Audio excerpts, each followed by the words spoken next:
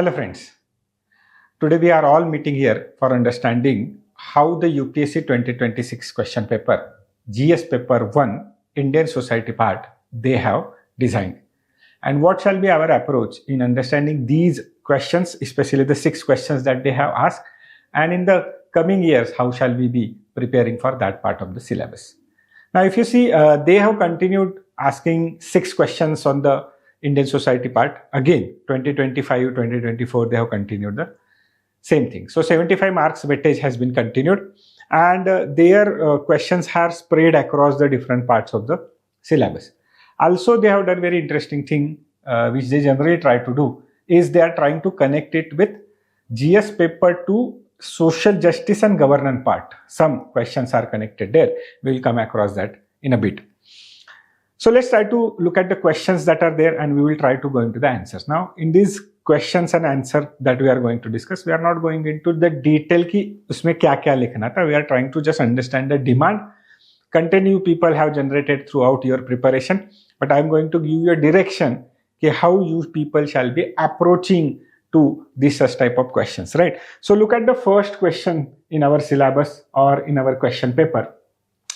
Unity in diversity remains the defining feature of Indian society despite the challenges from the communalism and regionalism. They are asking us to comment. 150 marks में 150 words में लिखना है, 10 marks का question, right? So let's try to identify कि कौन कौन से areas के ऊपर syllabus में उन्होंने यहाँ पे focus किया है. तो first is unity in diversity, salient features of Indian society. ये जो हमारा first syllabus का word है, उसके ऊपर उन्होंने ये यूनिटी इन डाइवर्सिटी को कनेक्ट किया है. कम्युनलिज्म ये भी एक सेपरेट पॉइंट है सिलेबस में, और रीजनलिज्म भी एक सेपरेट पॉइंट है सिलेबस में. So they are trying to connect the 3 aspect in the syllabus और 3 sub topics in the syllabus in one question. Now first very important thing is to understand कि communalism and regionalism ये national unity के लिए challenge है कि नहीं, ये पहले एस्टेब्लिश करना पड़ेगा. If we do that, unity develop करने के लिए क्या करना पड़ेगा, that is a very important thing. So let's first try to understand कि यूनिटी इन डाइवर्सिटी, ये डाइवर्सिटी किस बारे में है. तो डाइवर्सिटी है इंडिया में, रिलीजियस डाइवर्सिटी है, इसी को ही तो कम्युनिज्म के साथ जोड़ेंगे. लिंग्विस्टिक डाइवर्सिटी है, इसको हम लोग रीजनलिज्म के साथ जोड़ेंगे. At the same point if you see ethnic diversity, जिसमें हम लोग हमारी ट्राइबल आइडेंटिटीज को इंपॉर्टेंट रोल के बारे में यहाँ पे कनेक्ट करेंगे. सो उसको भी रीजनलिज्म के साथ हम लोगों को जोड़ना पड़ेगा. Now if these are the aspect, there are few more, but these are the primary few of the aspects that are there. So इसको इंटीग्रेट करना है, because unity is a very important aspect. तो what are the aspects और forces of integration, इसके ऊपर बात करना पड़ेगा. और इसको थोड़ा सा आपका हिस्ट्री का भी व्यू पॉइंट लेके आओ. See how we have developed as a nation, country, state develop हो चुका है. तो उसमें कल्चरल फैक्टर तो इंपॉर्टेंट है ही. India as an identity has developed, इसको बोल सकते हैं India as an identity, psycho sociological identity तो डेवलप हुआ, ये तो हम लोगों ने over the period of time देखा. बट पॉलिटिकल एस्पेक्ट इसमें बहुत इंपॉर्टेंट है. जो इंटीग्रेशन के फोर्सेस है, इसमें हम लोग कॉन्स्टिट्यूशन को बहुत इंपॉर्टेंट रोल देंगे. बिकॉज कॉन्स्टिट्यूशन में अगर आप देखोगे तो सिंगल पॉलिटी, एक ही सिटीजनशिप है, single polity is a very important aspect. Socio cultural angle से जब हम लोग देखते हैं कि साइको सोशोलॉजिकल आइडेंटिटी जब डेवलप होती है, तो इसमें हम लोगों को इंपॉर्टेंट रोल देना पड़ेगा to our freedom struggle. So the values that developed during the freedom struggle, they were very important for building an identity, psychological as well as social identity, Indian identity over the period of time. लेकिन still we have to talk about the challenges that we yet faced. क्योंकि about 8 years of independence that we have seen, there are a lot of integrating factors that are there but still हम लोगों को यहाँ पे जो दिखता है वो दिखता है सब नेशनलाइजेशन के मूवमेंट। तो इसको अलग अलग एंगल से आप लिख सकते हो। You can talk about separatist movement, separation के जो सेसेशनिस्ट मूवमेंट्स की बात कर सकते हो, राइट। इसके साथ साथ आप विद इन द यूनियन, लेकिन सेपरेशन स्टेट सेपरेट बनाना है या विद इन द स्टेट आपको थोड़ा सा ऑटोनॉमी चाहिए, ये सारी चीजें आप इसमें लिख सकते हो। लाइक रीजनल मूवमेंट्स की बात कर सकते हो and do write some of the examples also. Regional movements की बात कर सकते हो तो अलग अलग जगह पे अलग अलग एग्जाम्पल आएंगे। नागालैंड मूवमेंट के बारे में लिख सकते हो, खलिस्तान मूवमेंट के बारे में लिख सकते हो, नीचे आप बोडोलैंड के बारे में बात कर सकते हो, गोरखालैंड की बात कर सकते हो, विदर्भ की डिमांड की बात कर सकते हो, तेलंगाना का एग्जाम्पल दे सकते हो। और इसके साथ साथ हम लोग पॉलिटिकल एंगल से या एडमिनिस्ट्रेटिव एस्पेक्ट में भी इंटर स्टेट डिस्प्यूट्स के बारे में बात कर सकते हैं, जिसमें primarily our focus will be on two aspect. First will be land and other will be water issues. तो है ना, बहुत सारे स्टेट्स में हम लोगों को दिखता है बाउंड्रीज, स्टेट की बाउंड्रीज के ऊपर डिबेट हमेशा चलते रहता है। Famous example is Belagavi between Maharashtra and Karnataka. Water के बारे में आप सतलज का एग्जांपल दे सकते हो, कावेरी वाटर रिवर डिस्प्यूट के बारे में बात कर सकते हो। ये सारी चीजें हम लोग इसमें देख सकते हैं। लेकिन यहाँ पे एक इंपॉर्टेंट बात हम लोग जरूर लिखेंगे कि इंडिया का जो यूनिटी इन डाइवर्सिटी का मॉडल है, ये यूनिटी जो है ये यूनिफॉर्मिटी है या ये कंसोलिडेशन से बनी हुई यूनिफॉर्मिटी है या ये होमोजिनिटी है, ये हमेशा एक आप क्वेश्चन यहाँ पे रेज कर सकते हो। तो obviously we are more toward cultural homogeneity, एक कल्चरल आइडेंटिटी उभर के आती है। Yes, political, constitutional, administrative aspect हम लोगों को इसमें बहुत इंपॉर्टेंट दे देते हैं। अंडरस्टूड? तो this is how first question has to be tackled. Now let's move on to the next question. Second question.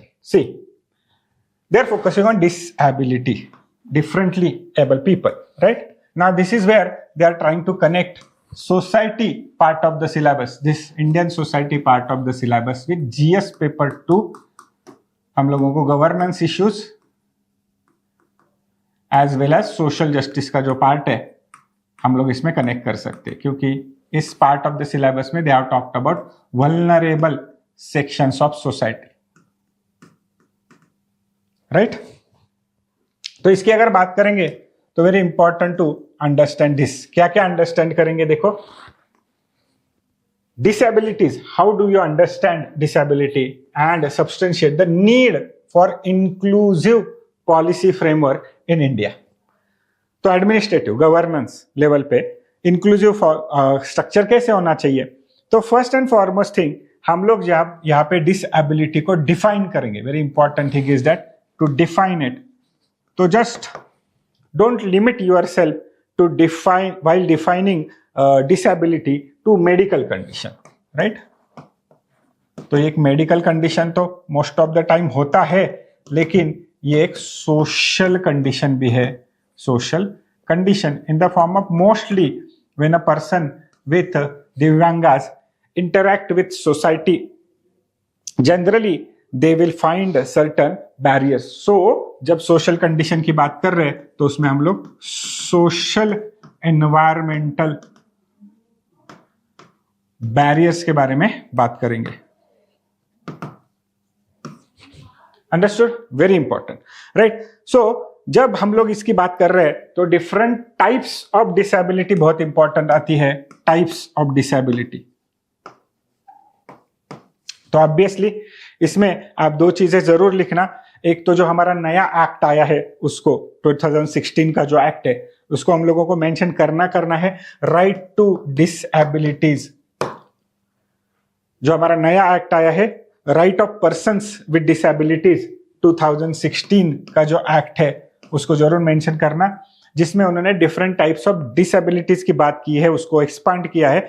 But उसमें भी अगर आप देखोगे तो जो डिसेबिलिटीज है वो are more connected to mental, more connected to physical and mental things. But हम लोग उसमें थोड़ा सा आगे लेके जाएंगे और फिजिकल के साथ साथ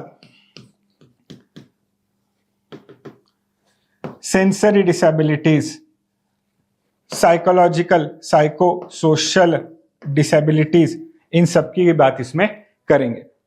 तो इसीलिए इंक्लूसिव पॉलिसी जरूरी है, because lot of people are affected with it, specially in the form of need क्यों है, because these people are affected with it. तो क्या कर सकते हैं, फ्रेमवर्क जब बनेगा तो फ्रेमवर्क दो टाइप के बनेंगे, स्पेशली पॉलिसी बनेगा, लॉज बनेंगे, रूल्स एंड रेगुलेशंस बनेंगे। तो इसमें क्या करना चाहिए, तो for an example when we are talking about we have to reduce the barriers, तो ये इंपॉर्टेंट है, reducing the barriers.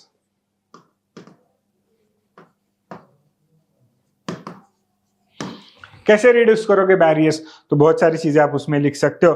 For an example, in the case of education, in the case of employment, in the case of let's say public transport, education, employment, public transport, ये सारी चीजों में आप जितने रिड्यूस करोगे बैरियर्स उतना ज्यादा इंक्लूसिविटी बढ़ेगा।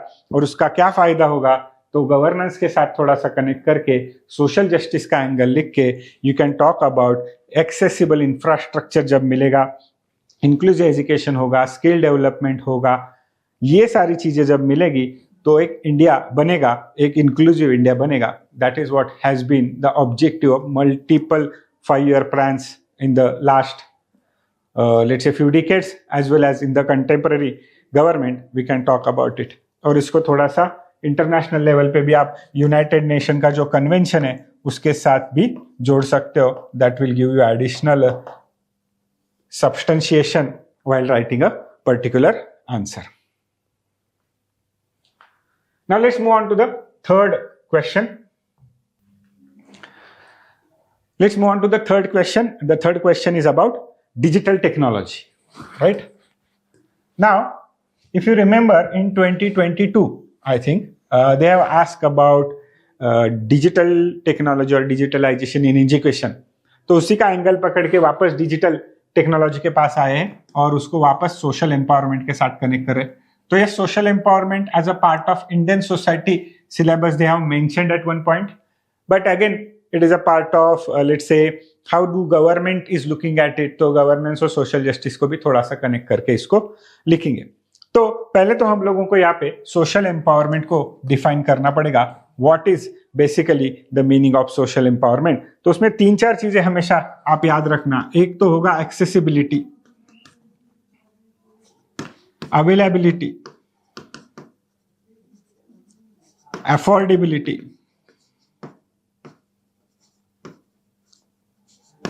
कंट्रोल, किसका, लोगों का, किसके ऊपर, ऑन रिसोर्सेस,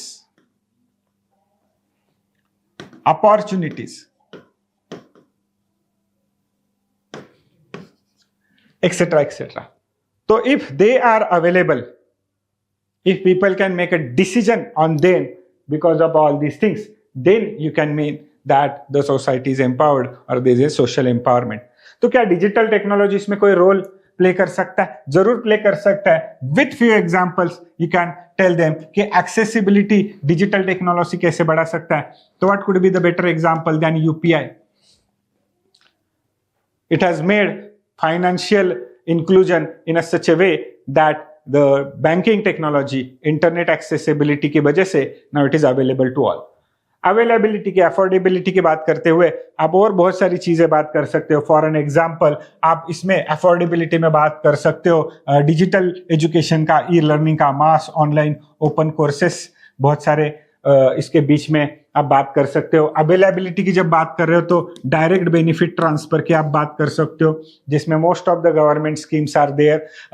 उसका जो भी टारगेटेड बेनिफिशियरी है दैट हैज बीन पेड, उनको पेमेंट जो होती है वो डायरेक्ट उनके अकाउंट में होती है, and that you can talk about. Then control के बारे में जब आप बात करोगे तो you can talk about digi locker,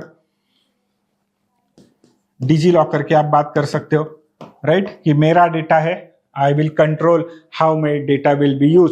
तो if you people must have seen that whenever आपका आधार का डेटा केवाईसी के लिए कहीं यूज किया जाता है तो they ask permission, so you have control your data कि आप किसको दे रहे हो, राइट? तो इससे क्या होगा, क्या होगा? तो जो भी मार्जिनलाइज सेक्शंस है, वल्नरेबल और जो मार्जिनलाइज सेक्शन है सोसाइटी के, उन लोगों को जब ये मिलेगा तो उनकी voice will be heard, isn't it? और आगे अगर आप जाके देखोगे तो सबसे इंपॉर्टेंट चीजें होगी, उनको विजिबिलिटी मिलेगा, उनको चीजों का यूज करने के लिए मिलेगा, विजिबिलिटी मिलेगी, और उसका इंपैक्ट जो है, एक्सपेक्टेड इंपैक्ट जो है टारगेटेड ग्रुप्स के ऊपर, वो हम लोगों को विजिबली दिखेगा। तो यही तो बेसिक डेफिनेशन है वेलफेयर का।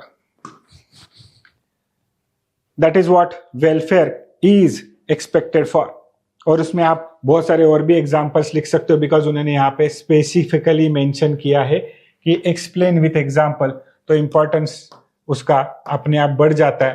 तो इसके बारे में आप ये भी बोल सकते हो कि नाउअडेज गिग इकोनॉमी बहुत ज्यादा डेवलप हो रही है। Platform work and worker are now becoming a very important reality. तो yes, informalisation आ रहा है, but also that is giving chance to people to get the other thing. इसको आप थोड़ा सा अलग से जेंडर गैप में भी यूज कर सकते हो, और चीज से आप टेरिटोरियल जो चैलेंजेस है उसको भी टेक आउट करने के लिए एंगल से लिख सकते हो। तो that is how you can include all these things to discussion. But point है कि 10 मार्क को है तो 150 वर्ड्स में लिखना है, तो आपको जितना जगह वहां पे मिलेगा, more the scope that you can attend into 150 words, more the aspect you can attend into 150 words, that will be good. Okay, let's move on to the next question. Now the next question is about caste, and this has always been a very favorite topic of UPSC while asking the question.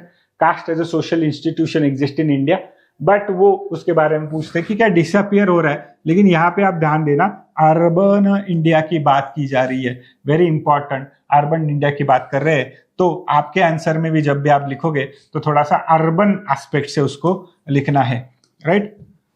तो पहले तो ये समझना होगा कि सच में caste system change हो रहा है क्या, डिसअपियर हो रहा है क्या? इसका आर्ग्यूमेंट इसलिए है because lot of efforts has been done for annihilation of caste system. Lot of efforts, कैसे कैसे एफर्ट हो गए? तो सोशल रिफॉर्मर्स ने बहुत सारे एफर्ट किए। वी स्टार्टेड फ्रॉम भक्ति मूवमेंट, तो 12th सेंचुरी से लेके ही शुरू कर सकते हो, but specially in 19th century lot of efforts has happen. उसके बाद में लीगल एफर्ट्स भी बहुत सारे एक्ट्स पास हो गए। कॉन्स्टिट्यूशन में आर्टिकल 17 डालने से लेके एट्रोसिटीज का एक्ट से लेके बहुत सारे एक्ट है। इन सब लोगों ने कास्ट का जो भी निगेटिव एस्पेक्ट था, फॉर एन एग्जांपल अनटचेबिलिटी वाला, फॉर एन एग्जांपल डिस्क्रिमिनेशन वाला, they have tried to tackle it down. But फिर क्या कास्ट डिसअपियर हो गया, एनिहिलेट हो गया? यही तो कास्ट के बारे में क्वेश्चन पूछा जा रहा है। तो कोर आर्ग्यूमेंट हम लोग देखेंगे, नहीं डिसअपियर हुआ है, राइट? नो, कास्ट डिसअपियर हो गया क्या? No, that will be the primary argument. But हम लोग ये नहीं लिखेंगे कास्ट एग्जिस्ट करता है as it was existing in the earlier time, we will say it is changing. Form, structure उसका चेंज हो रहा है। कैसे चेंज हो रहा है? It is adopting to new realities by acquiring new form. Change कर रहा है by adopting to new forms, structure, ठीक है? तो वाइल इट इज गेटिंग री इंस्टीट्यूशनलाइजेशन हो रहा है इसका, तो बहुत बढ़िया आप उसमें वर्ड यूज करना, री इंस्टीट्यूशनलाइजेशन ऑफ कास्ट, इसकी जरूर बात करेंगे, क्योंकि कास्ट सिस्टम तो एक सोशल इंस्टीट्यूशन है and it is getting reinstitutionalize into society, but not as in the older form. अपना खुद का फॉर्म चेंज कर रही है, स्ट्रक्चर चेंज कर रही है, सारी जगह पे चेंज कर रही है। लेकिन इसका मतलब ये नहीं है कि ओल्ड फॉर्म में है तो एरियाज ऑफ डिक्लाइन बताने पड़ेंगे, कहां पे एरियाज ऑफ डिक्लाइन है। और ऑब्वियसली आगे जाके आपको ये भी बताना पड़ेगा कि सस्टेन कहां पे कर रहा है, सस्टेन वो खुद को कहां पे कर रहा है। तो डिक्लाइन कहां पे कर रहा है? देखो, in the earlier ways we can see jajmani system was there, तो इकोनॉमिक एस्पेक्ट जो था उसका जजमानी सिस्टम वाला, वो अभी almost it has defunct now. तो caste based occupation has not become, not has remained, we can say that rigid कि आप इस कास्ट के तो ये काम करना पड़ेगा, तो उसमें तो मोबिलिटी आ गया। इकोनॉमिक एस्पेक्ट में आपको ज्यादा नहीं दिखेगा। रिचुअलिस्टिक एस्पेक्ट में भी बहुत सारी चीजें आपको चेंज होती हुई दिखेगी, रिलीजन के एंगल से, बाकी सारी चीजों के एंगल से इट हैज चेंज, राइट। तो इसको अगर आप देखोगे तो बहुत सारी चीजें लिख सकते हो, but at the same time आप ये देखोगे कि परसिस्ट कहाँ पे कर रहा है, सस्टेन कहाँ पे कर रहा है। तो अलग अलग सोशल इंस्टीट्यूशंस के बारे में बात करेंगे, स्पेशली फैमिली एंड मैरिज की बात करेंगे। तो बहुत सारी लिखेंगे। Still in India if you see, caste marriages are the most you can say prevalent form of marriage system, और उसमें भी technology has also adopted with it। Matrimonial websites या मैट्रिमोनियल एप्स जो भी आप देखते हो उसमें कास्ट का अभी भी एक आपको कॉलम दिखता है या एक फिल्टर उसमें ऐड किया हुआ दिखता है। और भी अगर आप देखो तो ये बहुत इंपॉर्टेंट रोल जो प्ले करेगा वो politics,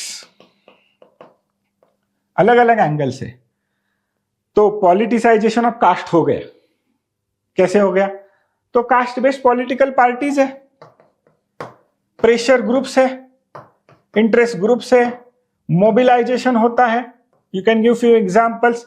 even you can see caste based reservation system को फॉर एंड अगेंस्ट हम लोगों को क्या होते दिखता है? हमेशा प्रोटेस्ट होते दिखते हैं। You can write about Maratha protest in Maharashtra, Patidar protest in Gujarat. You can talk about Jat community protesting in northern part of India, specially Rajasthan, Haryana, UP. ये सारे एग्जाम्पल में आप बता सकते हो। आगे जाके इकोनॉमिक एस्पेक्ट में आप जरूर लिखना कि यस, उसका इकोनॉमिक एस्पेक्ट जो यहाँ पे लिखा था हम लोगों ने जजमानी सिस्टम वाला, वो तो डिक्लाइन हो गया, बट इनइक्वालिटी का एस्पेक्ट आज भी है। और यहाँ पे आप लिख सकते हो कास्ट और क्लास में एक कॉन्टिन्यूम। जनरली इंडिया में अगर आप देखोगे तो caste, upper caste people will mostly, generally अगर आप देखोगे तो अपर क्लास में ज्यादा दिखेंगे। Lower caste people you will see general case में लोअर क्लास में दिखेंगे। तो यही कास्ट और क्लास का क्वांटिनम इंडिया में दिखता है, ये हम लोग वहां पे लिख सकते हैं। बट कंक्लूड करने में जरूर आप लिखना कि यस, डिसअपियर हो रहा है नहीं हो रहा है, इसका सारा कंक्लूजन आप लिख सकते हो, ट्रांसफॉर्म जरूर हो रहा है। तो earlier it used to give, not only give you identity, but it used to give you lot of other things. For an example, what is your role, economic role, social role, आपके ऊपर restrictions डाल रहा था, तो ये transform हो गया है। Yet it has remained a very strong force to identify a particular social group। आज भी कास्ट आइडेंटिटी इंडिविजुअल को या सोशल ग्रुप को देता है, बट बाकी जो चीजों में उसका डिक्लाइन हुआ है, but it is very far away from getting alienated. तो इसमें बिकॉज इट्स अ 250 मार्क का वर्ड्स का हम लोगों को आंसर लिखना है 15 मार्क्स में, तो इसमें आप जब आंसर लिख रहे हो तो do bring some scholars into your discussion. तो डॉक्टर अंबेडकर साहब के बारे में आप यहाँ पे बात कर सकते हो जो एनिहिलेशन के बारे में बात करते हैं। Even you can talk about very important role of eliminating the untouchability aspect of caste system। उसमें आप एमजी गांधी, महात्मा गांधी जी की बात कर सकते हो जिन्होंने हरिजन मूवमेंट चलाया, लेकिन उसमें ही आप जो चेंजिंग रोल है उसके बारे में भी जरूर लिख सकते हो। इसमें if possible do mention M.N. Srinivas साहब के बारे में जरूर बात करना, जिन्होंने सोसाइटी में कास्ट खुद को कैसे मोबिलाइज करता है उसमें संस्कृताइजेशन का एक मॉडल दिया है। अगर आपने इसको एनसीईआरटीज में पढ़ा है, आपकी बुक्स में पढ़ा है, तो इसको भी आप जरूर आपके आंसर में मेंशन कर देना। These are the extra things we are specifically mentioning because it's a 15 marker. तो आपको वहां पे थोड़ा सा जगह है आंसर्स लिखने को, इसका आप जरूर यहाँ पे इस्तेमाल करना। Let's move on to the next question. Yes, the next question is about demographic transition. So जो पॉपुलेशन का टॉपिक है, population and the aspects related to population in our Indian society part of the syllabus, उसका एक aspect उन्होंने पूछा है कि demographic transition in contemporary India क्या हो रहा है, उसको क्रिटिकली एग्जामाइन करना है, उसके चैलेंजेस को, राइट। तो बहुत ही ब्यूटीफुली डिजाइंड क्वेश्चन है, सिंपल सिंपल उन्होंने नहीं पूछा है कि डेमोग्राफिक डिविडेंड है या डेमोग्राफिक चैलेंज है, वो अभी ओल्ड हो गया, तो नया नया चीज पूछ रहे हैं, तो आपको उसके पैराडॉक्स को यहाँ पे लेके आना पड़ेगा। पैराडॉक्स है इंडियन सोसाइटी में, कैसे? तो देखो दो तीन चीजें हो रही है, पॉपुलेशन तो बढ़ रहा है, right, but at the same time some of the things are happening. For an example, it is not increasing or changing और ट्रांजिशन जो हो रहा है वो इक्वली सब जगह पे नहीं हो रहा है, अनइक्वल ट्रांजिशन है। जो ट्रांजिशन की हम लोग बात कर रहे हैं वो अनइक्वल है, दोनों एंगल से। रीजनल भी ट्रांजिशन में इनइक्वालिटी है, और हम लोग इसको सोशल ग्रुप्स के साथ भी कनेक्ट कर सकते हैं। उसमें हम लोग लिंग्विस्टिक ग्रुप भी बात कर सकते हैं, कास्ट ग्रुप की बात कर सकते हैं, रिलीजियस ग्रुप्स की बात करते हैं, एथनिसिटी के बेसिस पे कर सकते हैं, अर्बन, रूरल, ट्राइबल ऐसे भी कर सकते हैं, बट एक ही इसके लिए वर्ड यूज करते हैं यहाँ पे, सोशल ग्रुप्स के बारे में बात कर सकते हैं। तो इनको अगर आप देखोगे तो ये जो ट्रांजिशन है ये अनइक्वल ट्रांजिशन है, अनइक्वल ट्रांजिशन आपको यहाँ पे दिखेगा। तो ये क्यों दिखेगा? Now this is because of huge population is one of the aspect, और जो भी efforts are being taken to let's say make our huge population into a huge human resource, तो उसका जो इम्पैक्ट आ रहा है it is not reaching to all the people, specially जिसमें आप अगर बात करोगे ह्यूमन रिसोर्स डेवलपमेंट में, तो हम लोग उसके ऊपर एजुकेशन की बात कर सकते हैं, हेल्थ की बात कर सकते हैं, स्किल्स की बात कर सकते हैं, राइट। तो it is reaching to all the masses तो नहीं पहुंच रहा है because of the social differentiation and inequality,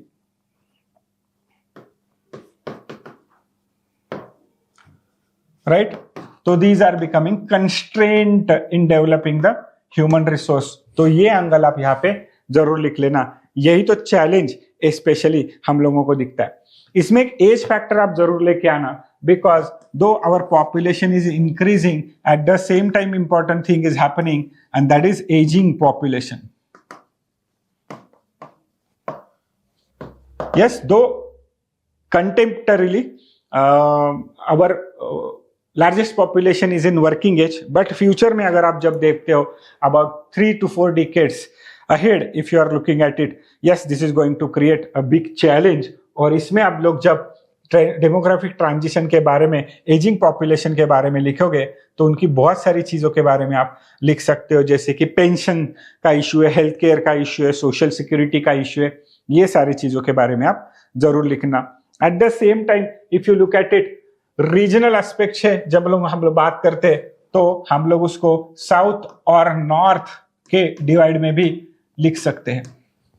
तो ये तो बहुत बड़ा डेमोग्राफिक ट्रांजिशन में चैलेंज आएगा, क्योंकि साउथ इंडिया में एक एंगल यहाँ पे जरूर लिखेंगे साउथ और नॉर्थ को कनेक्ट करके, और वो होगा फर्टिलिटी।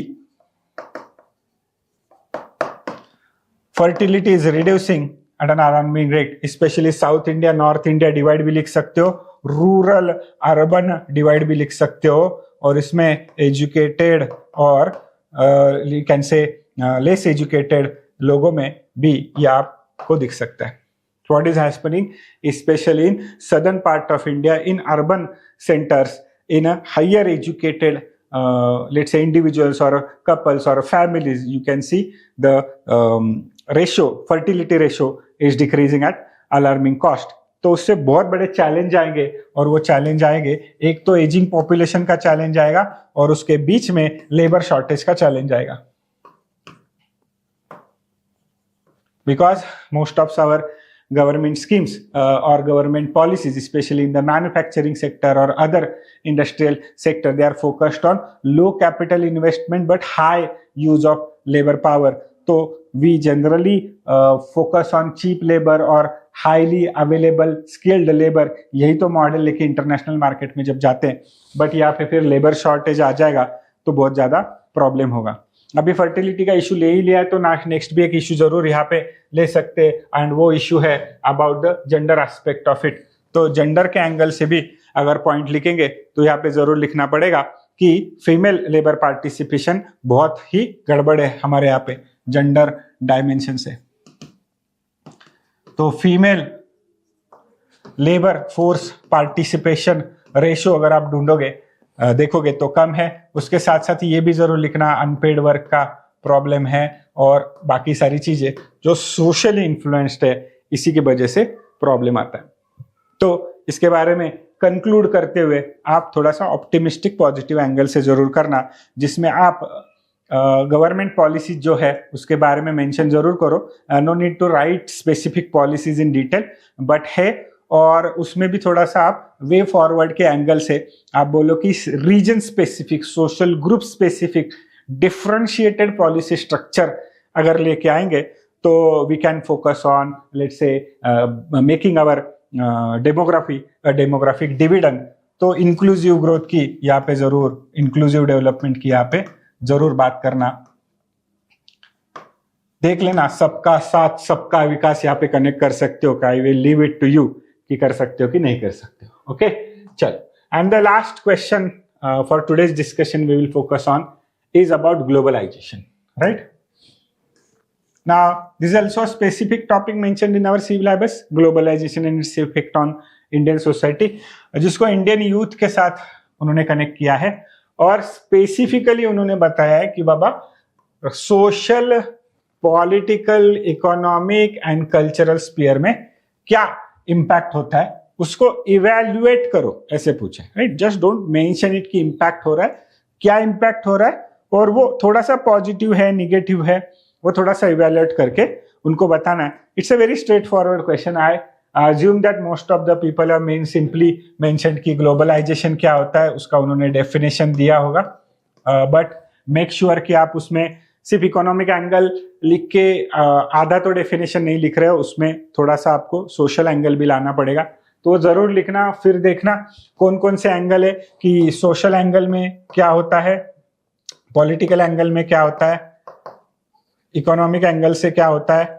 एंड कल्चरल एंगल से क्या होता है। So I will explain about cultural angle in detail here. तो इसमें आप सिंपली लिख सकते हो ग्लोबलाइजेशन का जो यू कैन से ट्रेंड जो दिखा हम लोगों को लास्ट अबाउट 50 to 70 ईयर्स में, उसमें शुरू में हुआ ग्लोबलाइजेशन से डेवलप हुआ होमोजेनाइजेशन हम लोगों को वहां पे दिखा, राइट?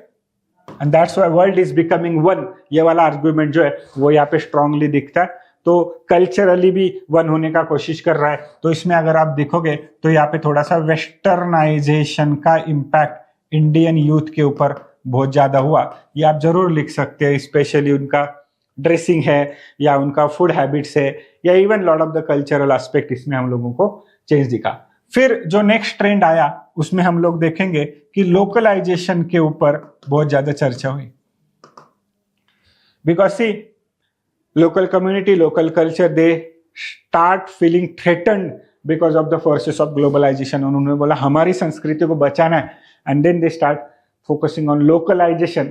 और अभी जो मोस्टली कंटेम्पररी ट्रेंड हम लोगों को दिखता है दैट इज ग्लोबलाइजेशन। इसका मतलब है कि ग्लोबलाइजेशन को एक्सेप्ट किया है लेकिन it is not simply wiping out the local culture. So global culture भी दिखेगा और लोकल कल्चर भी उसमें आएगा and they will integrate into each other to form its own new identity. ये आपको यहाँ पे जरूर दिखेगा। इसमें एक दो एग्जाम्पल जरूर दे देना इन द आंसर। तो इस एंगल से आप लिख सकते हो। और बहुत ही इंपॉर्टेंट, ये सारा तो most of the people must be writing this because question में ही उन्होंने बहुत ही एक्सप्लिसिटली मेंशन किया है, लेकिन आई विल से दैट आप इसमें एक और अपना पॉइंट जरूर ऐड करने देना। आइडेंटिटी के बारे में लिखना कि इंडिया का जो यूथ है वो अपनी जब आइडेंटिटी बना रहा है तो वो आइडेंटिटी वो ग्लोबल एस्पिरेशन से इन्फ्लुएंस्ड है और still they are trying to continue with their local identities, tradition. तो इस एंगल को आप उसमें जरूर लेके आना and then you can conclude it in a very well. ठीक है। So now we have discussed 6 questions that they have asked in the 2026 Civil Service Main Examination.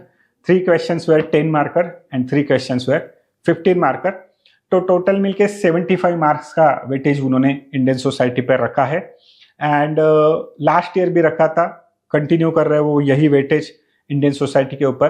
But interesting thing is that इसी knowledge के base के ऊपर आप थोड़ा सा GS paper 2 में भी जाके गवर्नेंस और सोशल जस्टिस के इश्यूज को भी कवर करके इसमें लेके आ सकते हो. So do keep studying. After watching this particular video, if you have any doubt, feel free to comment in the comment section. We will be happy to reply on that. Thank you.